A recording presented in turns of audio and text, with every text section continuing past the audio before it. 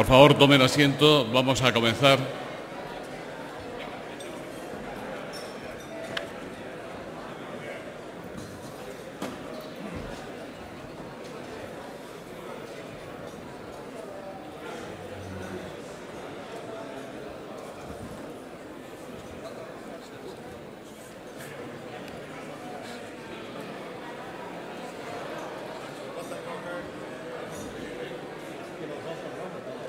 Excelentísimos señores, presidente de la Xunta de Galicia, presidente del Partido Popular en Andalucía, alcaldes de Málaga, Fuengirola, Benalmádena, Nerja y Competa, portavoces del PSOE y del Partido Popular en el Ayuntamiento de Málaga, miembros de la Ejecutiva del Partido Popular, autoridades, señoras y señores, como presidente de Nueva Economía Forum tengo el placer de darles de nuevo la bienvenida a la tribuna Andalucía, que organizamos con la colaboración de Vodafone y de Santander. Hoy tenemos un especial honor, el de recibir al presidente de la Xunta de Galicia, don Alberto Núñez Feijóo, al que va a presentar el presidente del Partido Popular en Andalucía, don Javier Arenas. La tribuna es suya.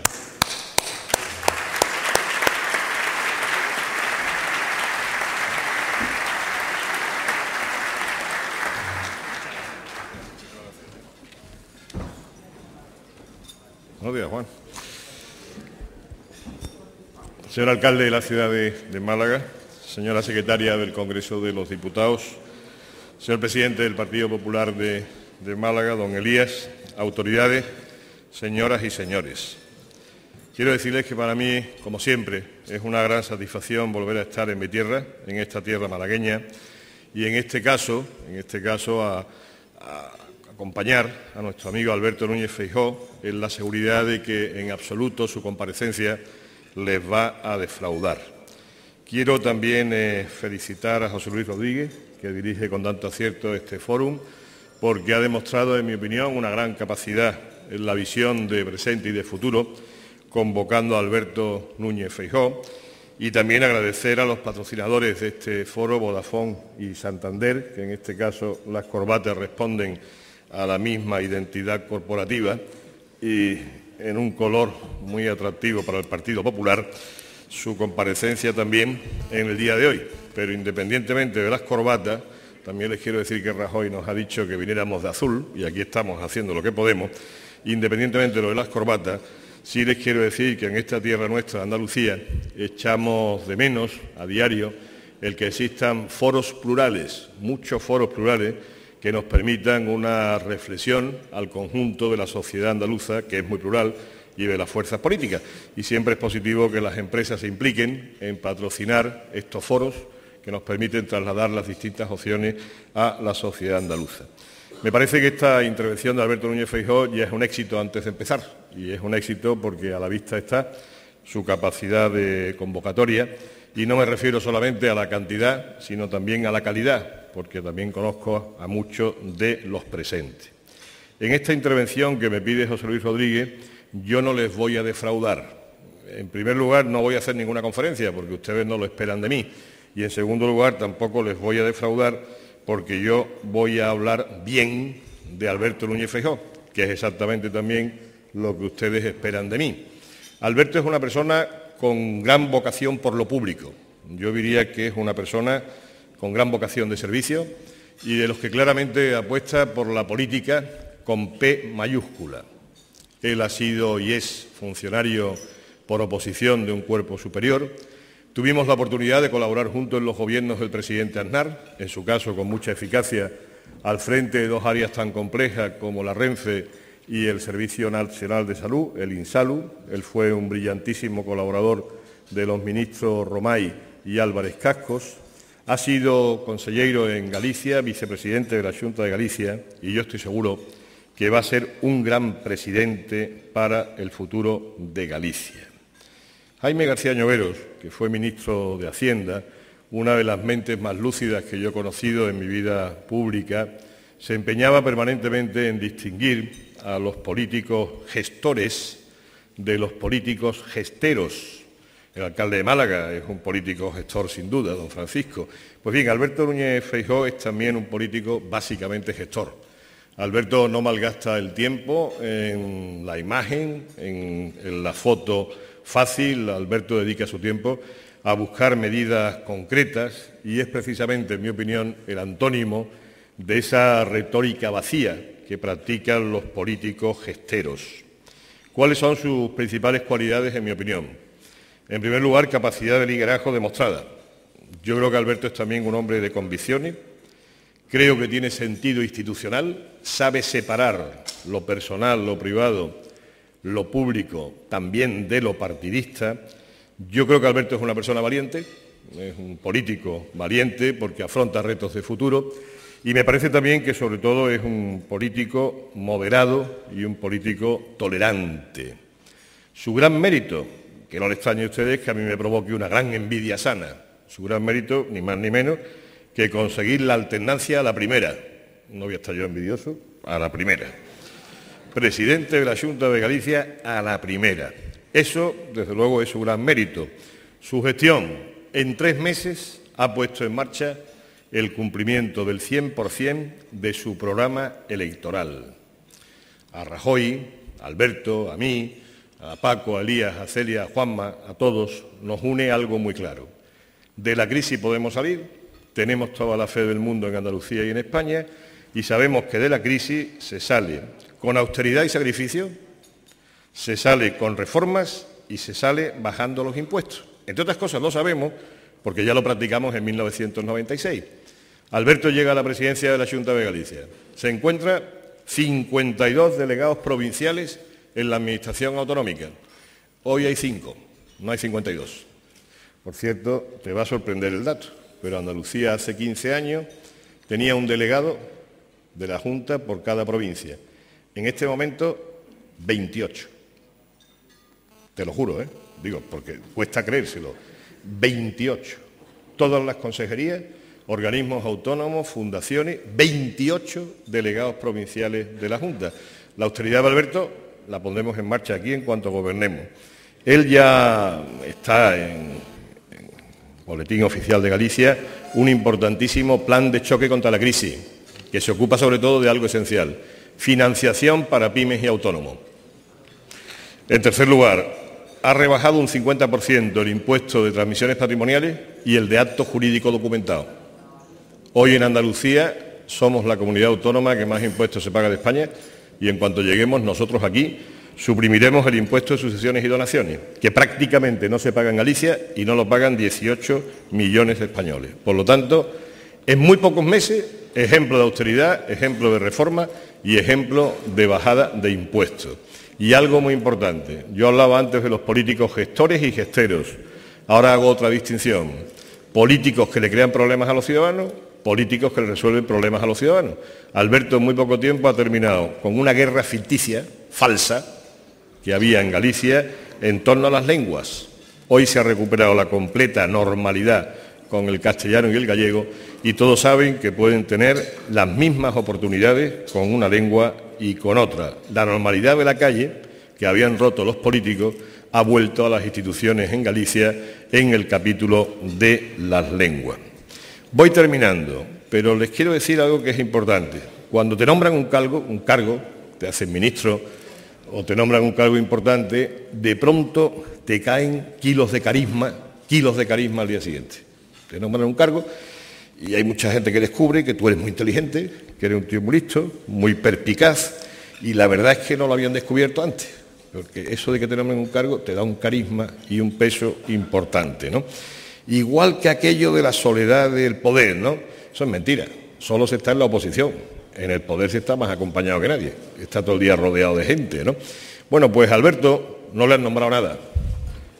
Alberto ha ganado las elecciones, nadie le ha regalado nada y ha demostrado algo que es muy importante para Andalucía. Hoy Andalucía tiene un presidente sin urnas, porque lo ha decidido el dedo de Chávez y de Zapatero, pero sin urnas. El cambio solo llega a través de las urnas, ¿no? Alberto estará recibiendo en los últimos tiempos muchos cantos de sirena.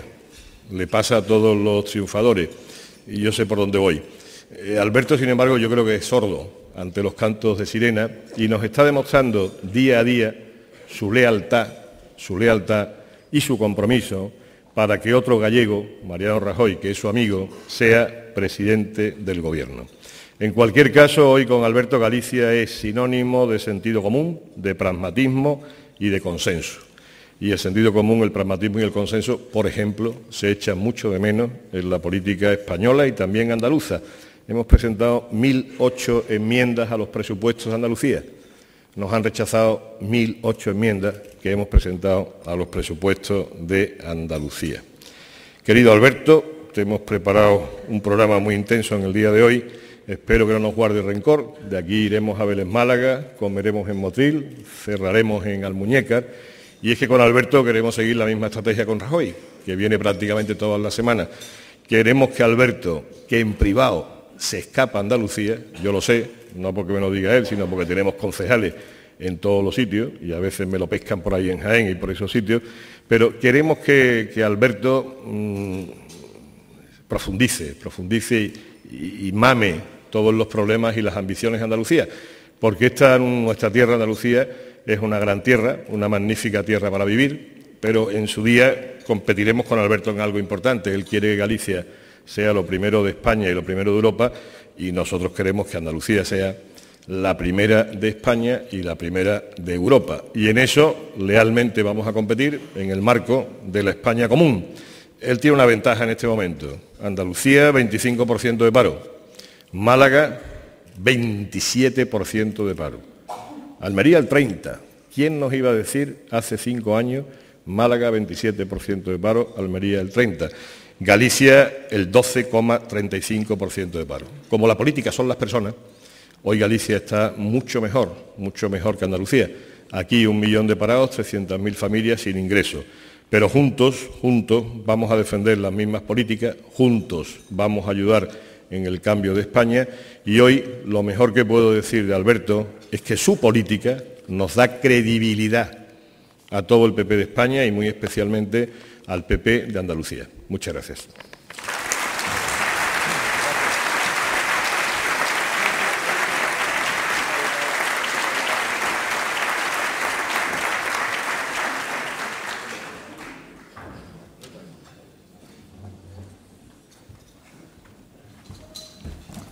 Muy buenos días a todos, muchísimas gracias por la invitación, muchísimas gracias por este recibimiento en una de las mejores ciudades del mundo, que es Málaga, querido alcalde de Málaga y miembros de tu equipo de gobierno, portavoz en el Ayuntamiento del Partido Socialista, querida Celia, presidente del Partido Popular de Andalucía y queridos amigos, queridas amigas. Me decía Javier a la entrada que me iba a presentar y añadía, voy a decir todo lo que no pienso de ti. Por lo tanto, una vez conocido todo lo que no piensa de mí, probablemente ruegos y preguntas le podemos preguntar realmente lo que piensa de mí. Yo agradezco mucho a mi amigo Javier que diga en público lo que realmente piensa de mí, que es que soy un tío magnífico. Y que, es cierto, somos amigos desde hace mucho tiempo. No es que hubiésemos trabajado juntos en el gobierno de Aznar, es que él en el gobierno de Aznar era ministro, fue vicepresidente del Gobierno y yo era pues un alto funcionario que trabajaba para el ministro de Sanidad en la primera legislatura y para el ministro de Fomento, señor Romay y señor Cascos, en la segunda legislatura. Allí le conocí, allí le admiré y lo sigo haciendo porque creo que ser presidente del Partido Popular en Andalucía es muy importante, es muy difícil, pero ayer percibí en la calle lo que percibía en Galicia hace un año, que la gente quiere una oportunidad, que los malagueños, que los andaluces quieren una oportunidad, que están cansados de lo mismo durante un cuarto de siglo y que los regímenes de vez en cuando tienen que dar paso a las nuevas ideas y a las nuevas gentes. Queridos amigos, yo quisiera hablarle aquí de lo más importante que va a ocurrir en el año 2010 y de algunas otras cosas. Por lo tanto, si me permiten, voy a dedicar la primera parte de esta exposición a hablarles de lo más importante que va a ocurrir en el año 2010 y cerraré comentándole algunas otras cosas. En todas las antologías poéticas en lengua gallega figura un libro pequeño, un libro hermoso. Sus versos se han declamado innumerables veces Se han cantado en diferentes versiones y se siguen utilizando para simbolizar el alma de Galicia. Su título es 6 poemas gallegos. Su autor nació y murió en una provincia gallega llamada Granada. Se trata de un gallego llamado Federico García Lorca. Los conocedores de su vida y de su obra conocen de sobra su devoción por mi tierra, por Compostela especialmente. Federico viajó varias veces a Galicia, primero como estudiante y más tarde como poeta consagrado, y en todos sus periplos galaicos supo condensar de nuestro ser más íntimo. Lorca tejió numerosas amistades con intelectuales gallegos, escribió en revistas literarias editadas allá y reforzó el vínculo lírico entre su tierra, que es la suya, Andalucía, y la nuestra, que es Galicia. Federico García Lorca fue, en consecuencia, un peregrino más. Un peregrino que demuestra que el Camino de Santiago es físico y también espiritual, que se puede realizar paso a paso y verso a verso. El único requisito para que este camino esté abierto es que el pueblo de llegada y el de partida compartan la idea de universalidad. Es decir, que no basen su identidad en las fronteras, sino en los horizontes. El horizonte andaluz suele ser diáfano, el gallego ciertamente es algo más brumoso.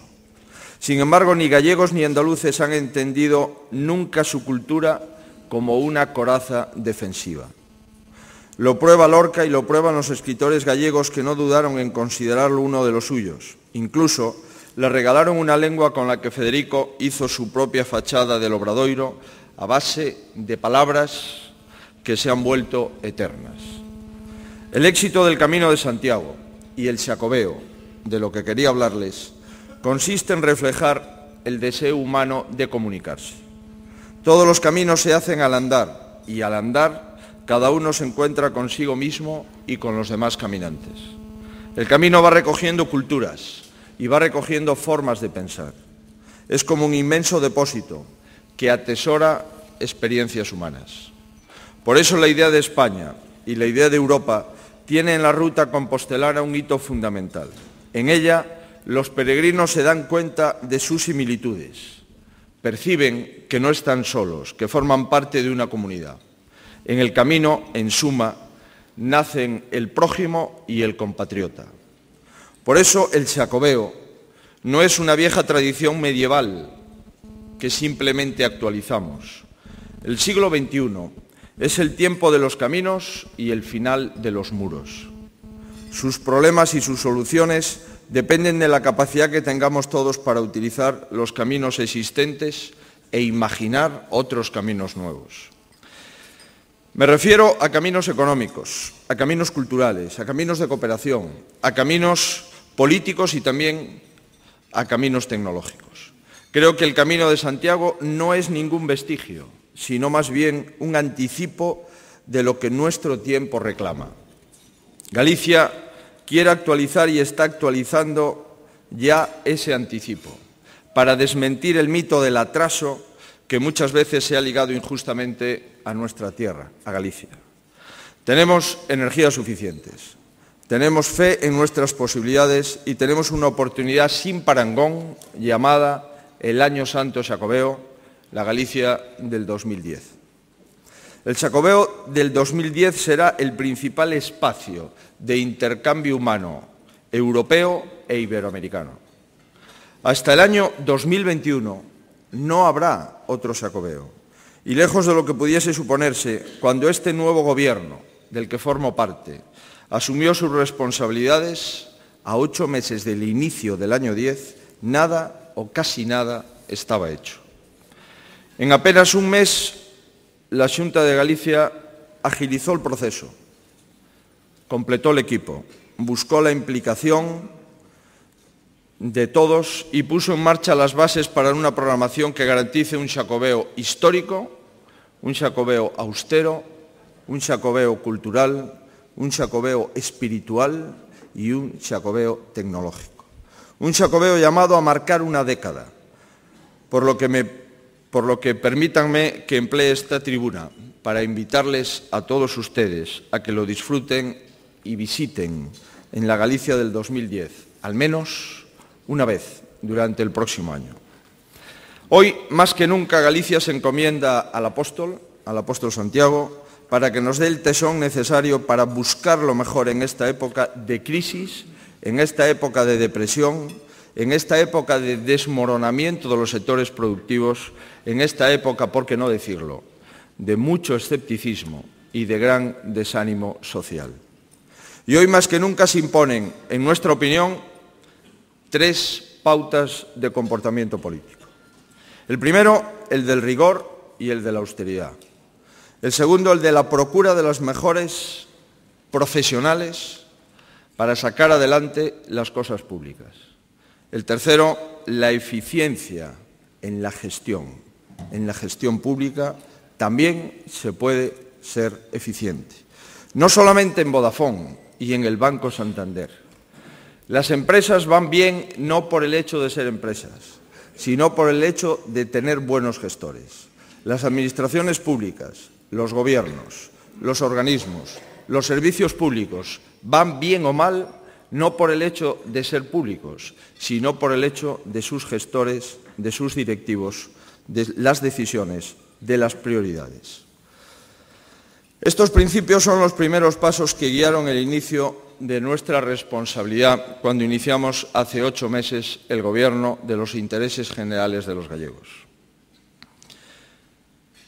Sabíamos que no íbamos a gobernar para una sociedad cualquiera, sino para una sociedad madura, que merece, como todas las sociedades maduras, que le digan la verdad. Y que estaba a la espera de un liderazgo de un partido, de un liderazgo de un presidente que centre sus esfuerzos en lo que es prioritario. Los gallegos en las elecciones de marzo dijeron muchas cosas. No querían ni un gobierno improvisado ni una suma de 2 gobiernos. No querían añadir a la crisis económica una crisis política. Entendimos el mensaje, preparamos un programa para gobernar conforme a unos principios y una estrategia, y ahora lo estamos intentando traducir en decisiones concretas. La primera decisión responde a un compromiso político que ya advertía el presidente de mi partido en Andalucía.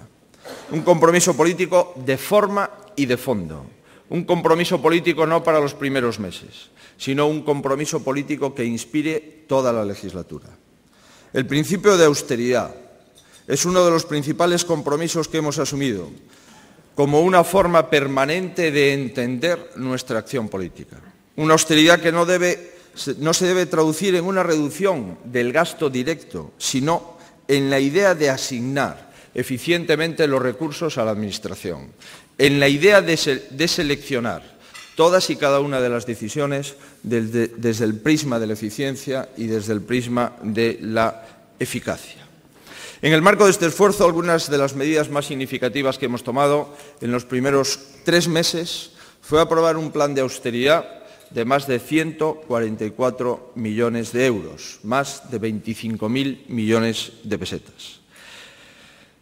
Del presupuesto que heredamos demostramos que había muchos márgenes para la austeridad en la Administración, para la austeridad en el Gobierno, y que no existía ninguna razón responsable para aplazar, fuera de los 100 primeros días, la decisión de recortar 144 millones de euros en gasto innecesario y asignarlo a políticas de inversión y a políticas de creación de empleo. Permítame que le describa las 6 decisiones adoptadas de este plan de austeridad. Hemos reducido un 25% el número de consejerías que formaban el Gobierno anterior. Hemos reducido un 46% el número de altos cargos del Gobierno. Hemos reducido, como decía el presidente del partido en Andalucía, de 52 delegaciones, una por cada una de las consellerías, por cada una de las provincias, a 5, una por todas las consellerías en cada una de las provincias más Vigo, de 52 a 5. Hemos reducido el 26% el gasto de personal de gabinete, del presidente, de los conselleiros, de los presidentes de los organismos autónomos y de los entes públicos. Y en el año 2010, en este presupuesto que acabamos de aprobar, hemos reducido otro 20% el funcionamiento administrativo, el gasto del funcionamiento administrativo y burocrático de la Xunta. Y en estos presupuestos del año 10 he tenido que pedirle a todos los altos cargos de la Xunta, eso sí, a la mitad, porque ya los habíamos reducido a la mitad de los altos cargos que anteriormente tenía el Gobierno, le he tenido que pedir otro esfuerzo, la reducción de un 3% de su salario. No solamente una congelación salarial, sino una reducción efectiva del 3% del salario de todos los miembros del Gobierno, de los directores generales, de los presidentes de empresas públicas, de los presidentes de organismos autónomos y de los presidentes de las entidades públicas de toda la Administración gallega. Creo que así tiene que ser porque la austeridad no constituye un punto final, sino que forma parte de una acción de Gobierno duradero durante la legislatura. Si todas las familias gallegas, al igual que todas las andaluzas, están para llegar a fin de mes apretándose el cinturón, si todas las familias andaluzas están viendo qué recortes pueden hacer a sus gastos para que se compensen con su reducción de ingresos, parece razonable que el Gobierno también haga esta reducción de gastos para compensar la reducción de los ingresos. El segundo de los ejes del Gobierno del que formo parte es el principio de transparencia. Es necesario, es nuestra obligación, que la Administración dé cuenta de cómo se utilizan los recursos públicos que los ciudadanos ponen a nuestra disposición. Este Gobierno está haciendo un esfuerzo adicional por presentar a los gallegos la verdad.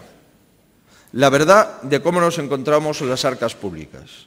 La verdad de cómo se ha gestionado su dinero durante estos años y cómo queremos gestionarlo en el futuro. Y la verdad de las causas que explican en gran medida la situación económica y la situación social en la que está Galicia. La herencia que nos han dejado realmente no es óptima, más si tenemos en cuenta que es una herencia que proviene de los periodos de mayor bonanza económica que hemos vivido en España, que hemos vivido en Andalucía y que hemos vivido en Galicia. Una bonanza económica que debería haberse aprovechado como la aprovechamos durante los 8 años en los que hemos estado en el Gobierno de España, para sanear las cuentas públicas, para generar superávit en la seguridad social, para generar superávit en las cuentas del Estado y para implementar medidas estructurales que lamentablemente en los últimos 8 años se han parado.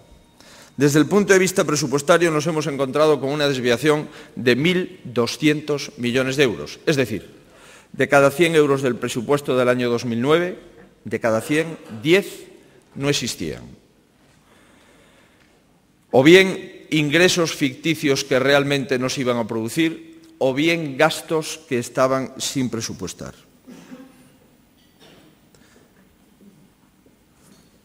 Además, analizados los gastos que nos encontramos, lejos de centrarse en la inversión productiva, eran gastos superfluos y que, todavía más, lastraban las posibilidades de tomar decisiones en el futuro. Por darles un dato, en los últimos 4 años en Galicia se subieron las retribuciones del personal sanitario un 28%, frente a un IPC que subió un 8%.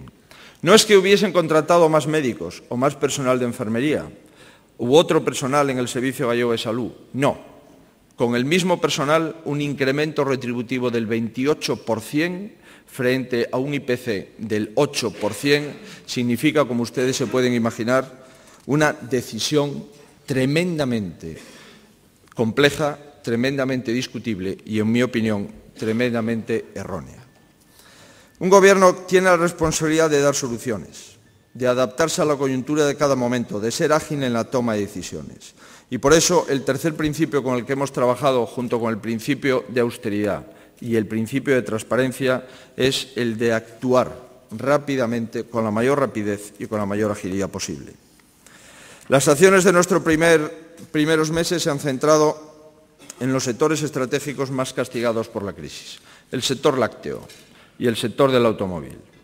Y en los colectivos más castigados por la crisis, los jóvenes y las familias numerosas, para los que hemos reducido un 50% todos los impuestos autonómicos que gravan la adquisición de vivienda. tanto el impuesto de datos jurídicos documentados como el impuesto de transmisiones patrimoniales. Ha sido la primera de las bajadas fiscales que esperamos acometer a lo largo de la legislatura y la adoptamos, como digo, en los 100 primeros días como muestra inequívoca de que, pese a las dificultades económicas y pese al escaso margen presupuestario, la voluntad de la Xunta de bajar los impuestos a los ciudadanos es una voluntad firme. Hemos adoptado otras decisiones que, sin duda, pueden resultar más o menos simpáticas para algunos. Hemos racionalizado la oferta pública de empleo del año 2009 y, por primera vez, la oferta pública de empleo solo cubrirá el 30% de las vacantes de la Administración Pública gallega. Hemos tenido que pedirle un esfuerzo a las organizaciones sindicales para anular todos los acuerdos de incrementos retributivos de la Administración Pública gallega que estaban suscritos para el año 2010, para el año 2011 y para el año 2012. Hemos dejado sin efecto, después de un acuerdo mayoritario con los sindicatos mayoritarios, todos los acuerdos de incremento retributivo de los empleados públicos. Hemos reducido el 40% de los gastos del parque móvil de la Xunta de Galicia y hemos paralizado todas las adquisiciones de inmuebles para mejorar las oficinas o las dependencias de la Administración autonómica. Mientras no pudimos trabajar en las cuentas propias, presentamos un plan de choque que consistió en reestructurar el 11% del total del presupuesto del año 2009, unos 1.200 millones de euros. 1.200 millones de euros que dedicamos a fomentar el empleo, a impulsar el tejido productivo y a dotar de confianza a los sectores productivos en crisis, sector del automóvil, sector naval, sector textil y sector de la construcción. Esta misma semana, el Parlamento gallego dio luz verde a los primeros presupuestos de este Gobierno. Unos primeros presupuestos que están centrados en lo que la gente quiere, en el empleo y en otorgar los servicios públicos con la mayor calidad posible. Los tres ejes de este presupuesto son, primero, reducirlo en un 4%. Segundo, dedicar la deuda pública al 100% a la inversión productiva. Tercero, en incrementar la inversión, lejos de disminuirla como hace el presupuesto del Estado, en 1,3%. Y cuarto, en incrementar realmente las partidas dedicadas a innovación y a investigación y a desarrollo en un 0,3% frente a una reducción del Estado del 19%. En 7 meses de Gobierno hemos tomado buena parte de las decisiones referidas a nuestra planificación y así hemos aprobado los siguientes planes. El Plan de Comunicaciones de la Xunta de Galicia, el Plan MOVE, que significa intercambiar movilidad, no solamente hacer autovías y carreteras, sino engranarlas con el ferrocarril, engranarlas con estaciones de autobuses, con las nuevas estaciones del ferrocarril, con un presupuesto de 4.500 millones de euros. Sabemos lo que hemos de hacer hasta el año 2013, final de la legislatura, hasta el año 2015 y hasta el año 2020. Hemos llegado a un acuerdo con el Estado para, de una vez por todas, que el AVE que ustedes tienen pueda llegar a una de las ciudades más bonitas de Europa, igual que Málaga, que es Compostela. Hemos llegado también a establecer un plan de tecnologías, porque entendemos que la tecnología es la comunicación del siglo XXI. No solo son carreteras, no solo es AVE, es banda ancha, es celeridad en las comunicaciones, es dotar de tecnología todos los polígonos industriales y la inmensa mayoría de las empresas. Hemos modificado la ley del suelo, hemos aprobado una nueva ley de pesca, hemos aprobado una nueva ley eólica para favorecer y hacer transparente toda la potencia instalada del viento en Galicia y hemos modificado la ley de función pública. ¿Para qué? El que quiera ser empleado público de Galicia lo pueda ser utilizando cualquiera de los 2 idiomas oficiales, pudiendo hacer su examen íntegramente en gallego o pudiendo hacer su examen íntegramente en castellano y que no sea obligatorio el conocimiento de un idioma para hacer una intervención quirúrgica en un hospital o para establecer la estructura de un puente de hormigón en la Consejería de Obras Públicas. El bilingüismo cordial y la libertad para elegir después del conocimiento de los 2 idiomas nos parece un principio básico al que vamos a trabajar durante esta legislatura. Quiero finalizar agradeciéndoles su atención. En definitiva, creo que hay energías, que hay instrumentos y que se puede actuar en consecuencia en los momentos de crisis. Sin duda, hay cuestiones que están dañando la posibilidad de recuperación más rápida, que está dañando la posibilidad de salir de esta crisis, en la que lamentablemente tanto la OCDE como la Unión Europea nos ha advertido que junto con Irlanda seremos los dos países que más tardíamente saldremos de la crisis económica. Hay 4 grandes errores o improvisaciones, en mi opinión, del Gobierno socialista. El primero, una financiación autonómica concebida como tributo a la estabilidad del Gobierno y del Partido Socialista, que castiga a unas autonomías, sobre todo a las menos desarrolladas. El segundo error es la falta de rigor en la elaboración de los presupuestos del año 2008 y del año 2009, que obligó a las comunidades autónomas y obligará a una devolución del dinero incorrectamente presupuestado y supuestamente transferido a las comunidades autónomas. Galicia ha de devolver 2.000 millones de euros de ingresos indebidamente presupuestados en los del Estado e indebidamente transferidos a los gallegos. En tercer lugar, unas partidas presupuestarias que en los presupuestos del Estado se incluían cada año y posteriormente no se ejecutaban en las comunidades autónomas. En Galicia, 3.000 millones de euros para el AVE que no se ejecutaron. Y por último, un incremento de la fiscalidad, este incremento del IVA generalizado que sin duda se cebará en los territorios con rentas más bajas y medias, Galicia, Andalucía y otros. ¿Y todo esto para qué? Pues para que hoy España sea el líder europeo en paro y para que seamos los líderes europeos en deuda pública y seamos colistas en las posibilidades de recuperación económica. En su ida hacia adelante, el Gobierno ha optado por principios distintos a la austeridad, a la transparencia y a la eficacia. Ha optado por otros, por el principio de asimetría, por el principio de bilateralismo y por la neutralización de los foros comunes de todas las comunidades. Cuando se ha dado cuenta y ha querido solaparlo, tras una conferencia de presidentes vacía de contenido, se ha revelado como una improvisación más. Galicia quiere jugar en el mismo equipo que el Estado del que forma parte y Galicia proporciona un modelo, un marco filosófico y una oportunidad de unión histórica. En Galicia también hay nacionalistas, en Galicia también hay 2 idiomas, en Galicia también hay una cultura propia, en Galicia también hay unos principios identitarios muy intensos, pues creo que Galicia puede ser un modelo para que no solamente Cataluña y no solamente Euskadi, que comparte visiones históricas parecidas, bilingüismo parecido y sensibilidades nacionalistas parecidas, digo que Galicia también puede ser un modelo de ser gallego y ser español, ser vasco y ser español, ser catalán y ser español, ser andaluz y ser español.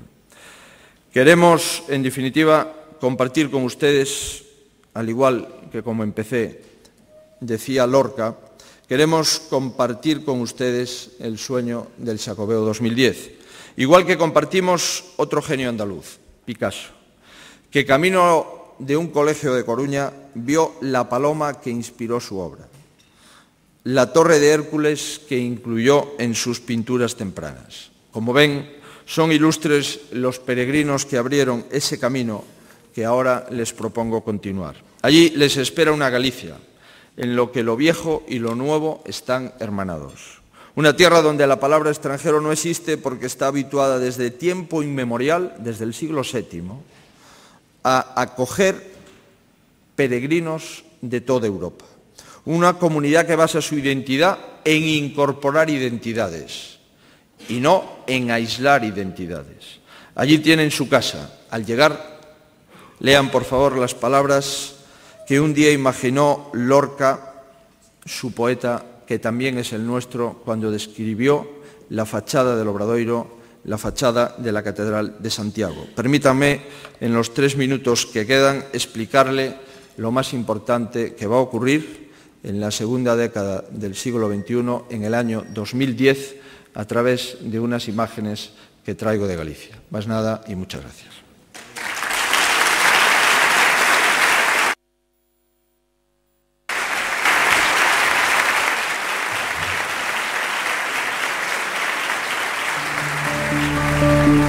Una antigua tradición dice que nuestra galaxia, la Vía Láctea, dibuja en el cielo el Camino de Santiago. Desde hace más de 1000 años, esta senda de estrellas señala la ruta a Compostela. Peregrinos de todos los pliegues de la tierra caminan hacia la capital de Galicia en una ruta de cultura, de solidaridad y de concordia. Aquí hablan las piedras, el agua canta y no hacen falta palabras para entenderse. El Camino de Santiago es una ruta mágica que une a las personas.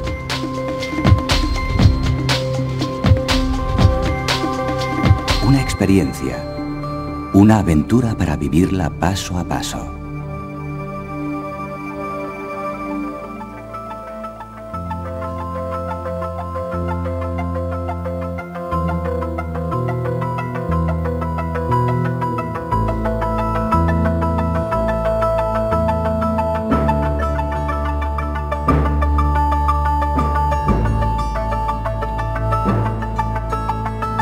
Entramos en un mundo de experiencias.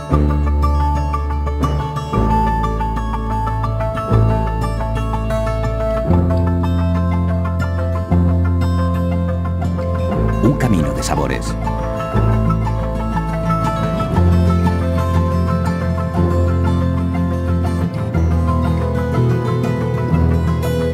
Un camino al corazón de la naturaleza.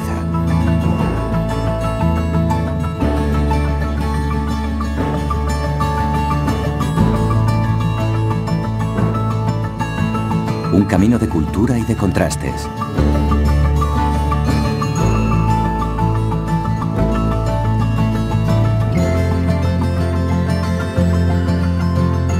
Un camino para perderse y encontrarse.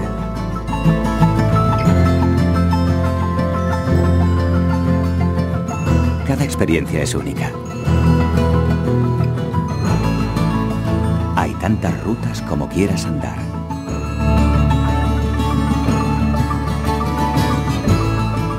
El camino es una especie de viaje en el tiempo, propiamente dicho. Es como entrar, colocarse la mochila y entrar en la máquina del tiempo. Te encuentras gente muy amable, gente acogedora, con ganas de hablar, te cuentan sus vivencias y de dónde vienen. I am a minister in Sweden. I'm a priest in the Swedish church. I'm from Japan, Tokyo. From Bydgoszcz. It's north of Poland. Venimos prácticamente desde Cataluña.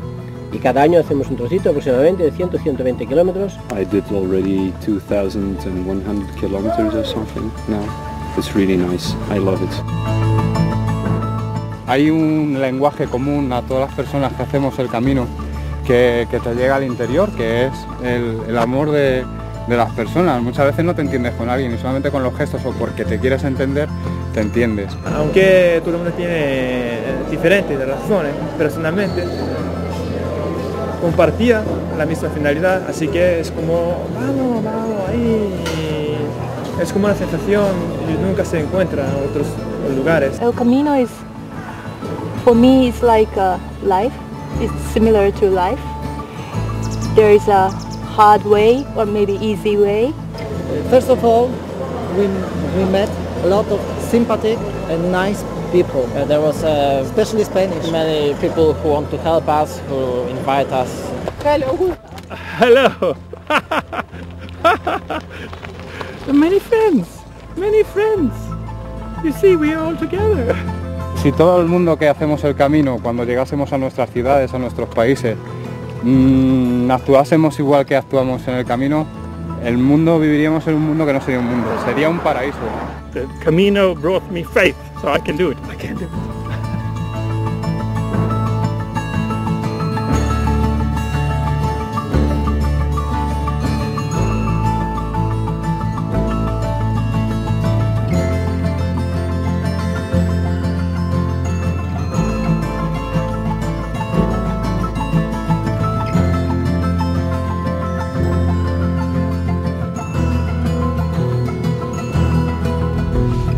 Xacobeo te da la entrada a un año mágico. Para todos. Para ti. Para no perderte.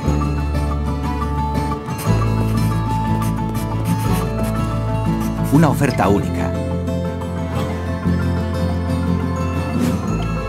Y la mejor programación internacional.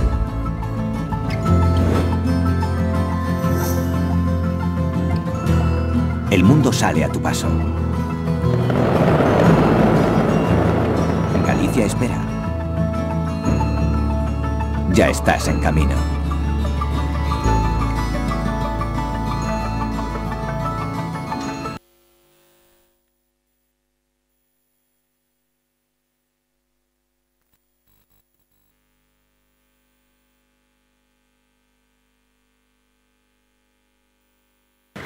Muchas gracias, presidente Núñez Feijóo, por traernos su palabra y las imágenes de Galicia a la tribuna Andalucía, que está presente aquí, lo mismo que la tribuna gallega allí. El periodista gallego Beito Ruido, director general de medios regionales del Grupo Vocento, al que pertenece el Diario Sur de Málaga, va a ser el moderador del coloquio. Muy bien, buenas noches. Bueno, buenas noches, no, buenos días.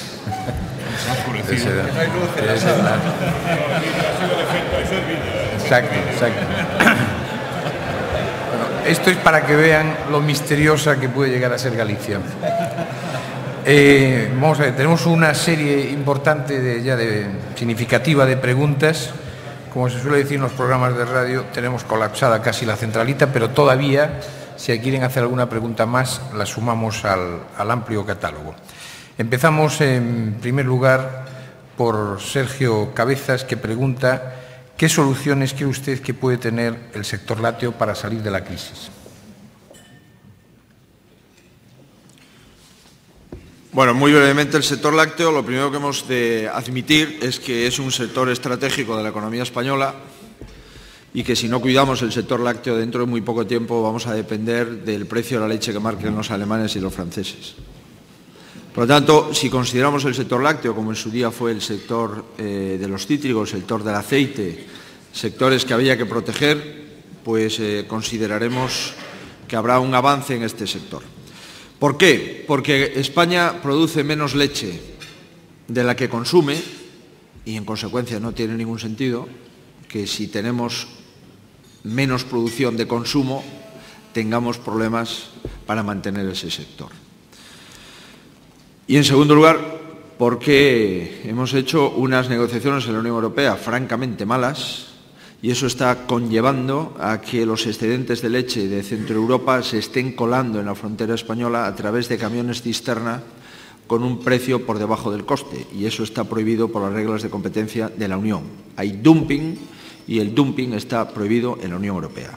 Por lo tanto, hemos de priorizar este sector, hemos de exigir que se cumplan las reglas de competencia y, tercero, hemos de sentarnos con los distribuidores y con la industria para decirles que no utilicen la leche como el efecto pantalla en los córner de los supermercados, sino que utilicen la leche como un producto más, porque hay miles de personas que viven de este sector y, lo que es más importante, no solamente es un sector económico, sino que es un sector poblacional, es un sector de vertebración y de estructuración del ámbito rural del norte de España, básicamente, que si se sigue despoblando el rural en España tendremos no solamente un problema económico, sino un problema estructural de abandono de millones de hectáreas que quedarían prácticamente sin cultivo. Por lo tanto, creo que hemos de priorizar este sector. Segundo, hablar con Europa sin miedos. Y tercero, pactar con la industria y con la distribución que el precio de la leche no se utilice como un reclamo más para vender otros productos a precio más caro, utilizando el gancho de bajar la leche por debajo de los costes.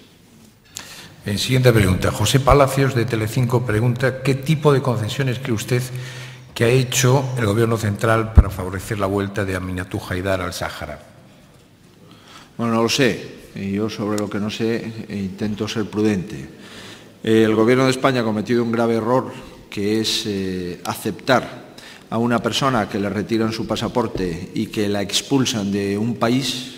Ha cometido un grave error al aceptarla y yo estoy muy contento, como fue en su día el secuestro de la Lacrana, estoy muy contento que al final los marineros estén en casa y al final esta esta saharaui tenga otra vez sus derechos civiles, al menos en parte, restituidos. Me parece de derecho universal, de derecho humanos, que una persona que tiene su pasaporte no puede serle retirado por un país y deportada a un tercer país. Por lo tanto, no conozco cuáles son las causas de este desenlace, sí conozco cuáles son las causas del error del Gobierno inicial, que fue aceptar lo inaceptable, y es que no podemos aceptar a una persona que se le retira su pasaporte y se le afecta a los derechos humanos y aceptarla en el territorio español. Me alegro mucho del desenlace y seguro que en el día de hoy podemos tener una información más certera de lo que ha ocurrido para este desenlace feliz. Carmen Ábalos de Televisión Española pregunta: ¿para cuándo será posible la fusión de las cajas de ahorro gallegas? Mire, nosotros estamos trabajando con el mejor y con el mayor rigor posible sobre este asunto. Creemos que la concentración del sector financiero en España es algo que se está produciendo y se producirá más. El año 2010 no será un buen año para las entidades financieras y, por lo tanto, como consecuencia, lógicamente, de que la economía no tira y ya lleva desde el tercer trimestre del 2007 sin tirar, con depresión económica continua y constante durante todo el 8, durante todo el 9 y, lamentablemente, durante al menos los 3 primeros trimestres del año 10. Y eso se va reflejando en las capacidades de tesorería, en las capacidades de circulante, en las facturaciones de las empresas, y eso, lógicamente, va lastrando las capacidades de las entidades financieras. Nosotros, como digo, estamos trabajando una hipótesis que es hacer una gran caja gallega solvente. Y es que el diseño que tenemos es hacer una gran caja solvente. Si se demuestra que la solvencia permite tener una gran caja gallega, apostaremos por esta decisión. Y lo único que pedimos es el mismo principio de igualdad y las mismas condiciones que han tenido las fusiones catalanas y las fusiones andaluzas. Solamente pedimos esto. Las cajas gallegas hicieron hace tiempo una estrategia de concentración. Había 6 cajas gallegas y ahora hay 2, y pensamos que es mejor una gran caja gallega con vinculación en el sector naval, en el sector textil, en el sector del automóvil, en el sector lácteo, que son los sectores productivos y más importantes de Galicia, y no que las cajas se difuminen fuera de la comunidad, se bancarice el sistema de cajas y, por lo tanto, la comunidad autónoma gallega se quede sin referente financiero en el sistema financiero español. Por lo tanto, esto es lo que pretendemos ahora, dado que hasta el momento el Banco de España ha aceptado 2 fusiones de cajas catalanas, fusiones de cajas andaluzas. Pues nos parece que si ese es el modelo del Banco de España, no se puede cambiar a otras comunidades autónomas porque haya intereses extraños al principio de igualdad en cuanto a la asignación de recursos financieros a las comunidades autónomas. En definitiva, estamos viendo la solvencia de esa posible fusión. Si la solvencia queda acreditada, el Gobierno gallego buscará esa fusión bajo los principios de adscripción al territorio, del ahorro que produce ese territorio, pero eso sí, siempre sometido al principio de solvencia, porque cuando se habla de ahorro, cuando se habla de caja, tiene que ser sinónimo de solvencia y de eficiencia financiera. En la misma línea, otra pregunta dice que el Banco de España ha favorecido la fusión de las cajas catalanas y andaluzas y, sin embargo, parece que obstaculiza la fusión de las 2 gallegas. ¿Cree que hay otras razones no objetivas para explicar esta oposición del Banco de España? Verá usted, en su pregunta hay una parte descriptiva y otra valorativa. La descriptiva, en la que yo concuerdo, es que sí se ha favorecido la fusión de las cajas catalanas y de las cajas andaluzas. Y es cierto que en Cataluña y en Andalucía gobierna el mismo partido, aunque en Cataluña adscrito a otras fuerzas políticas. En Galicia no gobierna ese partido porque perdió las elecciones. Y, por lo tanto, yo espero y deseo que las mismas fórmulas que han llevado al Banco de España a ver una fusión razonable en Cataluña y en Andalucía sean las que rijan para la comunidad autónoma gallega. No puedo hacer ninguna otra valoración porque sería precipitarme. Lo que sí digo es que en la única comunidad autónoma que antes de tomar una decisión ha pedido una due diligence, es decir, una certificación de garantía de solvencia, haciendo auditorías simultáneas en las dos cajas para ver la posibilidad de solvencia de una caja fusionada, ha sido la Comunidad Autónoma Gallega. Por lo tanto, creo que la Comunidad Autónoma Gallega está actuando con absoluto rigor, despolitizando las cajas y profesionalizando sus directivos y buscando una fusión desde el ámbito de la solvencia, no desde el ámbito del interés político. Y por eso la modificación de la ley de cajas que estamos implementando prohibirá que en los consejos de administración de las cajas estén cargos públicos, prohibirá que haya políticos en los órganos de administración de las cajas, profesionalizará al máximo todas las direcciones y los consejos de administración de las cajas, excluirá, como digo, a cargos políticos, ya sean concejales, ya sean presidentes de partidos o ya sean otros cargos políticos, diputados, etcétera, de los órganos de gobierno de las cajas. Por lo tanto, profesionalidad en la gestión de las cajas y, eso sí, tutela financiera de la comunidad autónoma en las decisiones estratégicas de las cajas. Y en este momento hay que tomar una decisión estratégica. O las cajas se desvinculan del territorio y se fusionan con cajas de fuera de la comunidad donde nació, o las cajas siguen vinculadas al territorio y se hacen cajas más fuertes en el ámbito de cada comunidad. A nosotros nos gusta más el segundo modelo, siempre que cumpla los principios de solvencia. Si no cumple los principios de solvencia, tenemos una caja vacía que no es útil a los sectores económicos de la comunidad a la que pretende servir. Otra pregunta. Francisco Salado, secretario general del Partido Popular de Málaga, pregunta ¿qué medidas está ejecutando desde su gobierno, tiene previstas poner en marcha para ayudar a las maltrechas haciendas de las entidades locales, como es la falta de autonomía local? Pues bien, en primer lugar, la medida que hemos adoptado es... a nosotros nos ha bajado el presupuesto de la comunidad vía transferencias del Estado un 12%. Por lo tanto, tenemos un 12% menos de dinero para hacer lo mismo.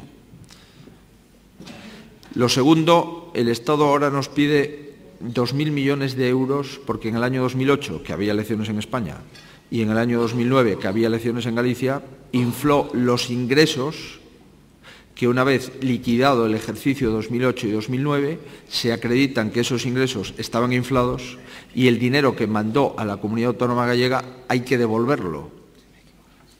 Con una particularidad de que ese dinero ya está gastado. Por lo tanto, tenemos dos problemas en el año 10. Tenemos un 12% menos de ingresos y, además, tenemos que estar devolviendo a razón de 500 millones de euros cada año hasta el año 2015 o hasta el año 2014 el dinero que se gastó el gobierno anterior. Pues bien, en este panorama lo lógico era pedirle corresponsabilidad a las administraciones locales y nosotros hemos blindado que las transferencias de la Xunta a las administraciones locales no tengan un solo euro menos. Es decir, le hemos garantizado el 100% de lo que venían percibiendo en época de bonanza económica. Esto desde el punto de vista financiero. Y desde el punto de vista de las competencias, pues hemos pactado con ellos la ley del suelo. Hemos pactado con ellos las normas de hábitat en la construcción. Y hemos pactado con ellos un fondo eólico en el sentido de que todos los molinos de viento que se pongan en Galicia para incrementar la potencia eólica instalada en 2.500 megavatios, los molinillos generarán unos cánones y esos cánones irán a parar directamente a la hacienda local que soporta el molino en su ámbito municipal. Eso genera aproximadamente unos 35 millones de euros, unos 6.000 millones de pesetas, que le viene muy bien a los ayuntamientos en los que normalmente donde hay viento son en zonas más altas, en zonas más despobladas y, en consecuencia, en zonas más deprimidas. Pues esos ayuntamientos, el fondo de los 35 millones de euros le va a solucionar no para el año 10, sino para siempre una inyección de dinero muy importante para su hacienda local.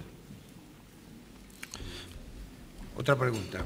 El secretario general del Partido Socialista en Galicia señaló que los anteriores xacobeos habían generado un crecimiento del 1% del PIB de la comunidad. Sin embargo, dice que en esta ocasión no va a ocurrir lo mismo por falta de preparación, por improvisación de la actual Xunta y, en este caso, preguntan cómo se defiende usted de estas acusaciones del señor Pachi Vázquez. Bien, a mí me sorprende esto, porque parece que el Partido Socialista nunca ha gobernado en Galicia, ¿no? El Partido Socialista debería de haber preparado el xacobeo del año 2010 a partir del año 2008, que es cuando se preparan las cosas importantes. Las cosas importantes, como la candidatura de Málaga a la Ciudad Europea de la Cultura del año 2016, a nadie se le ocurrirá empezar a prepararla en el segundo semestre del 2015, supongo. Pues bien, el xacobeo del año 2010, cuando tomamos posesión, en abril del año 2009 no había un papel. ¿Por qué? Esa es una pregunta que tendrá que responder el que me la hace, el secretario general del Partido Socialista. Probablemente la respuesta sea porque el xacobeo estaba en el ámbito de los nacionalistas. Y por lo tanto los nacionalistas, como no hablaban con los socialistas, pues el socialista no sabe por qué no estaba preparado el xacobeo. Pero yo cuando llegué y vi los papeles de los socialistas y de los nacionalistas, me di cuenta que no había nada preparado. Por lo tanto, probablemente deberían de haberlo visto antes y preparado antes. A los nacionalistas el xacobeo, como lo identifican con un tema religioso y no laico, pues probablemente no les hubiera interesado mucho. Yo me reuní con el arzobispo de Santiago y me dijo que del xacobeo no había nada en abril del 2009. Y no nos olvidemos, el xacobeo no solamente es un tema religioso. El xacobeo, el que hace el Camino de Santiago, no lo hace por una cuestión solo religiosa. Hay muchos agnósticos que hacen el Camino de Santiago desde el siglo VII. Y esto no es un tema religioso, eso es un tema, además de religioso, económico. Y es que entre 8 y 10 millones de personas visitarán Galicia en el año 10. Y esos nos posibilitarán que Galicia salga de la depresión económica desde el punto de vista de crecimiento del PIB ya en el año 10, donde prevemos una tasa positiva de crecimiento frente a una tasa negativa de la economía española en el entorno del 1%. Por lo tanto, creo que lo que estamos haciendo en el xacobeo es preparándolo y ganar el tiempo perdido que lamentablemente nos hemos encontrado cuando llegamos al gobierno. Vamos a cambiar de tercio porque Pablo Montesinos, de Libertad Digital, pregunta: tras su papel de liderazgo en la conferencia de presidentes, se ha vuelto a abrir el debate sobre si sería un buen candidato a presidir el Gobierno de España. ¿Se ve usted en la Moncloa? Y segunda pregunta: ¿qué balance hace de la situación interna del Partido Popular ahora que termina el año? Bien. Mire, en relación con la conferencia de presidentes, es que eso es un problema exclusivamente cronológico. El primer estatuto de autonomía es el de Euskadi, el segundo es el de Cataluña, el tercero es el de Galicia y el cuarto es el de Andalucía. Considerando que en Euskadi y en Cataluña encabeza el gobierno militantes del Partido Socialista de Euskadi y del Partido Socialista de Cataluña, y que en Galicia encabeza el gobierno un militante del Partido Popular, pues al primero que le tocaba hablar era al militante del Partido Popular y presidente de la Xunta de Galicia. Por lo tanto, el que yo hubiera hablado primero no era por nada más que por el orden cronológico de los estatutos de autonomía. Esa es la razón por la que yo me expresaba en primer lugar y otros compañeros lo hacían a partir del orden cronológico de sus estatutos.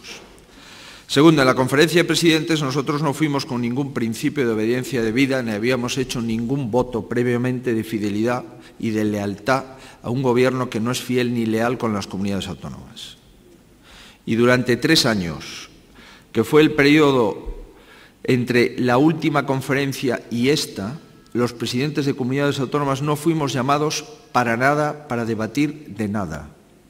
Y, sin embargo, durante estos 3 últimos años, sin haberse reunido los presidentes de comunidades autónomas, se aprobó la financiación de las comunidades autónomas, rompiendo un consenso que habíamos alcanzado todas las comunidades autónomas en el sistema de financiación anterior.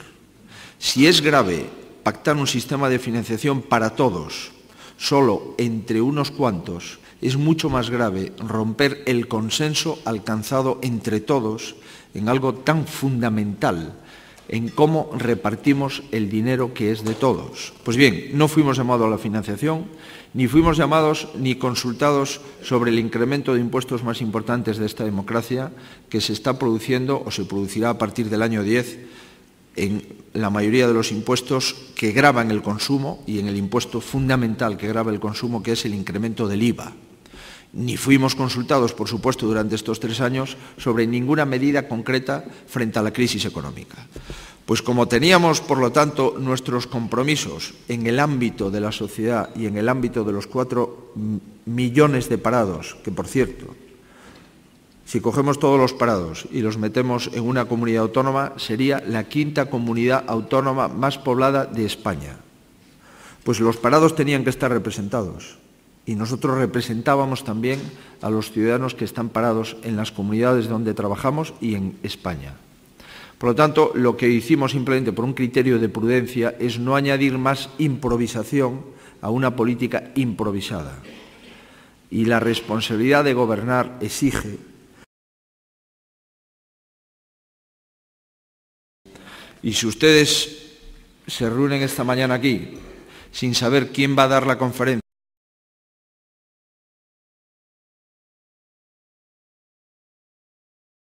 fulanito de tal tiene la palabra, pues no sabrá ni de qué hablar, ni ustedes se quedarán sorprendidos de cómo al azar se escoge un conferenciante. Pues esto es lo que pasó en la conferencia de presidentes. Ni teníamos textos, ni teníamos documentos, ni teníamos la mínima preparación que exige un foro de la categoría de los presidentes de las comunidades autónomas con el Gobierno de España. Y, por lo tanto, lo único que hicimos fue ser prudentes y no plantear alternativas sabiendo que los documentos no se improvisan, que los documentos se estudian, se trabajan y se implementan. Por eso, a los agentes sociales que estaban allí, igual que nosotros, comisiones UGT, COE y CEPIME, el presidente del Gobierno no se le ocurre decir que le firmen el papel. No, ellos dijeron que se llevaban el papel para estudiar. Y lo que es sorprendente es que si a los agentes sociales, que son interlocutores del Gobierno, el Gobierno no les pide que les firme el contrato de adhesión, lo que es sorprendente es que se lo pida a los presidentes de comunidades. Yo no puedo ser menos responsable que el secretario general del UGT o el secretario general de Comisiones Obreras. No nos pueden pedir ser menos responsables que los sindicatos o que los agentes sociales. Ellos se llevaron el documento para estudiar y nosotros, como es natural, nos llevamos el documento para analizar. Y por último, solamente planteamos 2 cosas en la conferencia de presidentes. Queríamos rebajar selectivamente los impuestos.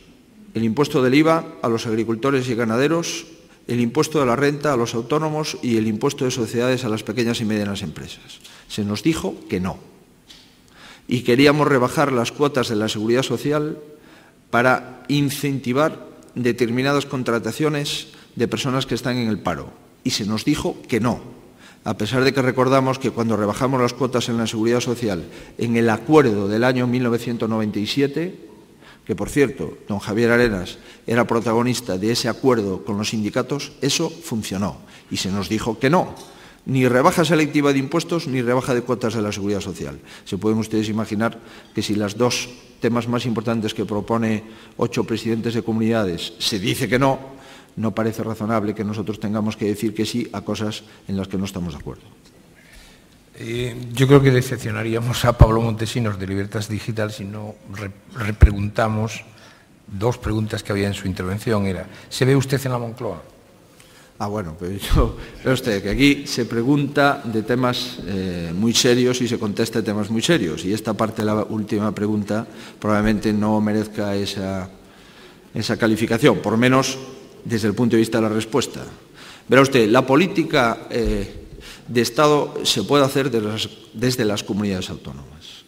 Cuando Javier Arenas sea presidente de la Junta de Andalucía y se reúna con el presidente de la Xunta de Galicia, pues si nos ponemos de acuerdo en algo, que nos pondremos de acuerdo en todo, estamos hablando pues de más de casi 1/3 de la población española.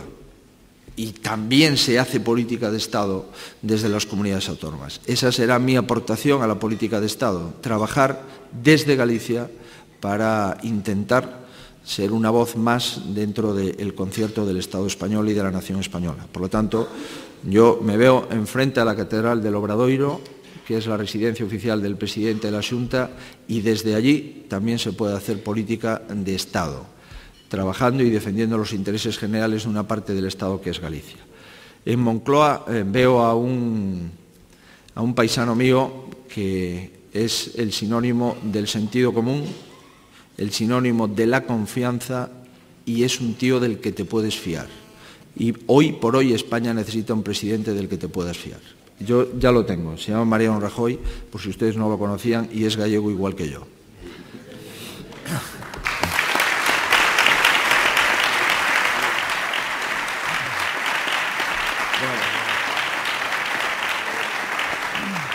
Bueno, quedan todavía bastantes preguntas, pero me gustaría ahora que, y así enriquecemos el debate, que don Francisco de la Torre, el alcalde de Málaga, tomase la palabra en el coloquio y, como digo, enriquecemos el debate.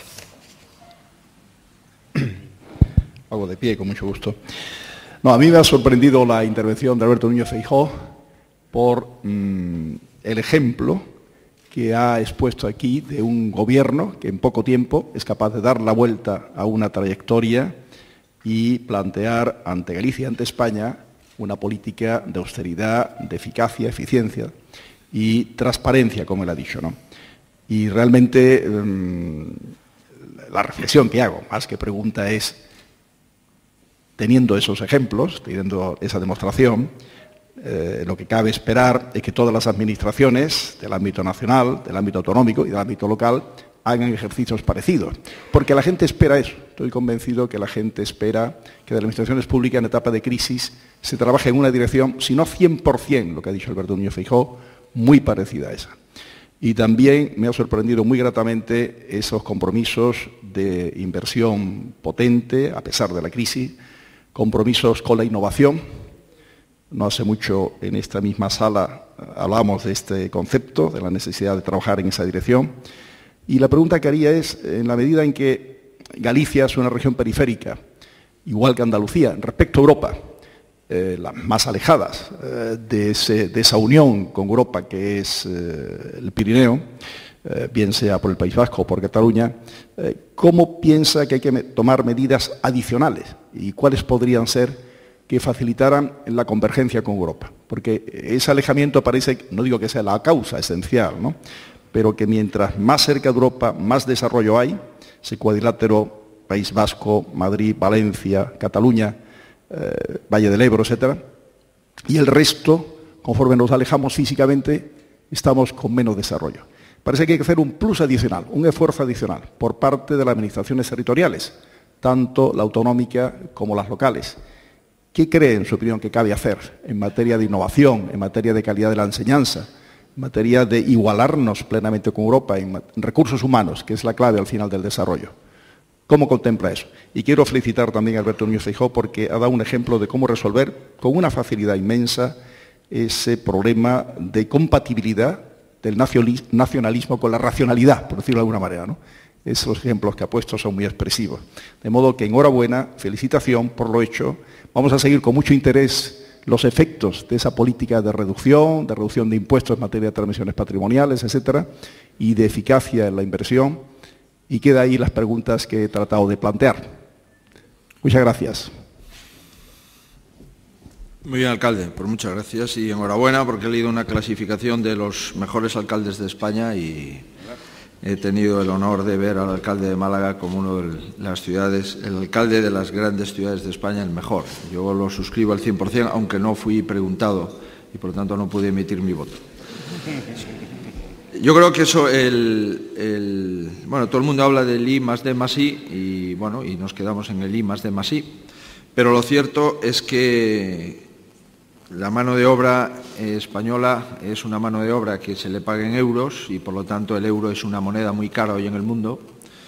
No podemos, en consecuencia, competir en mano de obra más económica que la alemana o que la francesa, y por lo tanto lo que tenemos es que competir en más productividad y tenemos que competir, pues sin duda, en más innovación y en otra I más, el I más D más I más I de internacionalización. Y es que cuando el mercado español no funciona, cuando el consumo se ha desplomado, cuando la economía lamentablemente no está funcionando porque no hay ninguna medida en los últimos 3 años desde que ha comenzado la crisis, salvo el déficit público, la deuda pública y, por lo tanto, gastar lo que no tenemos, pues la internacionalización de la economía y la exportación, sobre todo a países con mucha población, como puede ser Brasil, como puede ser México, es fundamental para nosotros.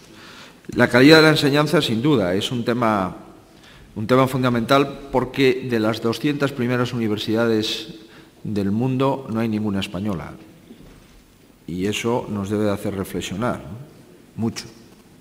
Y dentro de la calidad de la enseñanza, creo que el conocimiento del inglés es fundamental para la sociedad española y para las personas, los chicos o las chicas que están ahora en los institutos. Lamentablemente en España tenemos un déficit estructural de una lengua extranjera y estoy convencido que en el año 20, pues cualquier persona que quiera trabajar y que no sepa inglés, pues probablemente es hoy como una persona que no sabe utilizar un móvil o no sabe recibir un correo electrónico. Por lo tanto, creo que ahí hemos de ir. Y en el ámbito de la periferia, creo que el tema del mar sigue siendo fundamental. Es decir, las autopistas del mar, las transferencias de mercancías a través del mar es fundamental. Y por último, de cara al presupuesto del año 13 al 20 de la Unión Europea, que es el próximo presupuesto, las regiones que fueron objetivo 1 y que todavía lo son, tienen que pactar un lobby de comunidades autónomas de regiones. Hay 16 en Europa que pueden salirse del objetivo 1 a partir del año 13, tienen que pactar un aterrizaje suave de la pérdida de los fondos europeos, porque si no, si se caen los fondos europeos de forma abrupta, es evidente que lo pasaremos muy mal. Y lamentablemente o tenemos un gobierno que defienda ese asunto con mucho rigor y con mucha autoridad, o todo parece indicar que a partir del año 13 nos podemos quedar sin nada a los que hemos tenido fondos de región de convergencia durante los últimos presupuestos comunitarios, los últimos todos los presupuestos de que hemos entrado, ¿no? Por lo tanto, yo creo que esas cuestiones, la internacionalización es fundamental, el tema de la enseñanza es clave, el incremento de la productividad sin duda, y el tema de las autopistas del mar me parece fundamental para las regiones periféricas como puede ser Andalucía y Galicia. Bien, la última pregunta, porque ya el tiempo se nos ha agotado y también será con micrófono. Pide intervenir Luis Vázquez Alfarache, expresidente de la Diputación de Málaga.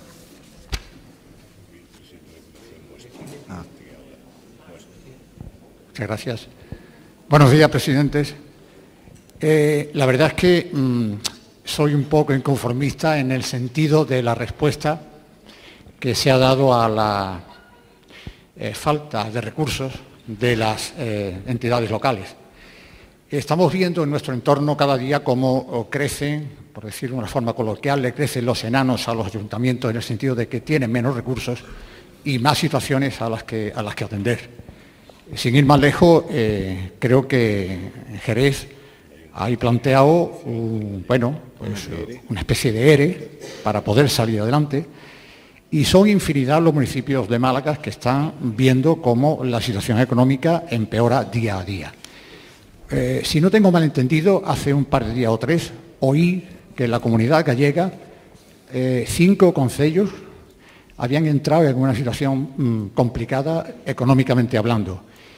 Como medidas concretas, ¿qué opina el presidente de la Xunta que deben adoptarse en estas situaciones? Muchas gracias. Bien, hay ayuntamientos pequeños en Galicia que efectivamente pueden tener tensiones de tesorería y tensión de presupuestos, es cierto, ¿no? Galicia tiene una configuración de ayuntamientos, tenemos 315 ayuntamientos, pero tenemos 29.000 núcleos de población, que es el 50% de los núcleos de población de España. Por eso, cuando en los sistemas de financiación hablamos de dispersión, estamos hablando de hechos objetivos. Y es que nosotros hemos de llevar el agua, hemos de hacer el saneamiento, hemos de contratar autobuses para el transporte escolar, hemos de contratar ambulancias para llevar a las gentes a los centros de salud y a los hospitales para hacer hemodiálisis y otras actividades programadas. Nosotros hemos de hacer miles y miles de kilómetros de carreteras para llegar a todos los lugares donde vive gente. Por lo tanto, tenemos un territorio muy caro, muy caro. Por eso, insisto que la dispersión es un hecho objetivo de incremento del coste de los servicios. Por darle un dato, la Xunta de Galicia es la empresa de transportes más grande de España. Y es que el transporte escolar, financiado con fondos públicos, es el transporte escolar más grande en líneas y en autobuses de toda España, siendo solo el 6% de la población española. Eso lo están notando, lógicamente, los ayuntamientos, porque son los que han de pagar muchos servicios y asumir competencias que nadie asume, que se quedan en una situación de limbo y en la que la Administración local asume. Nosotros en Galicia lo que estamos planteando es la posibilidad de mancomunar, si es que no es posible fusionar, algunos ayuntamientos, para que ayuntamientos de 1.000, 1.500 habitantes cojan masa crítica con otros y se hagan unos ayuntamientos más grandes donde el coste de los servicios por economías de escala sean inferiores. Por lo tanto, desde el punto de vista de la Administración local, creemos que debemos de abrir ese debate, alejarnos de localismos y buscar economías de escala para los ayuntamientos. Desde el punto de vista de la Administración autonómica, yo ya le he comentado, si a nosotros nos bajan 12 puntos el presupuesto y aún así hemos de devolver el 10% del presupuesto de un año, 2.000 millones, perdón, el 10 no, el 20%, 2.000 millones de euros, pues nadie puede dar lo que no tiene. Pero desde luego lo que sí le puedo asegurar es que en estas épocas de crecimiento continuado, con una España de prosperidad y de progreso, desde el año 2000 al año 2008, 2007, el Gobierno en los últimos 4 años pues agotó el superávit de del Estado y pues en vez de hacer políticas, entre ellas una financiación local razonable, pues lo que hizo fue tirar para adelante y gastarse el dinero en cosas sorprendentes. En consecuencia, lo único que le puedo trasladar es que la financiación de la Administración local es un asunto pendiente y es un asunto que mientras no se resuelva no estaremos resolviendo realmente los problemas de los ciudadanos. Y también creo que la Administración local, algunas de ellas, pues tienen que gestionar probablemente mejor. Cuando ayer me contaron que el Ayuntamiento de Jerez ha hecho un expediente de regulación de empleo que afecta a 300 trabajadores, la pregunta, como usted se puede imaginar, de un gallego que acaba de llegar, pues es, oiga, ¿esto es de verdad posible? Me han dicho que sí, que es verdad. Yo no sé si esto es normal o no, pero que a un ayuntamiento pueda hacer un ERE de 300 trabajadores y que siga funcionando, pues probablemente a lo mejor es que, en fin, hizo algún desajuste en su política de personal. En definitiva, yo no voy a hablar de lo que no conozco, pero lo que sí le digo es que hay cosas sorprendentes en todas las administraciones y, desde luego, la Administración local es una asignatura pendiente desde la Constitución de 1978. Sí, hemos concluido ya el turno de coloquio. Ahora le corresponde a Manuel Pérez Peral, en nombre de los sponsors del acto, hablar, cerrar, pero a mí me gustaría desearle al presidente de la Xunta de Galicia, Alberto Núñez Feijóo, que como ha venido, y entre otras Andalucía, y entre otras razones ha hablado del camino, de la importancia que es el camino.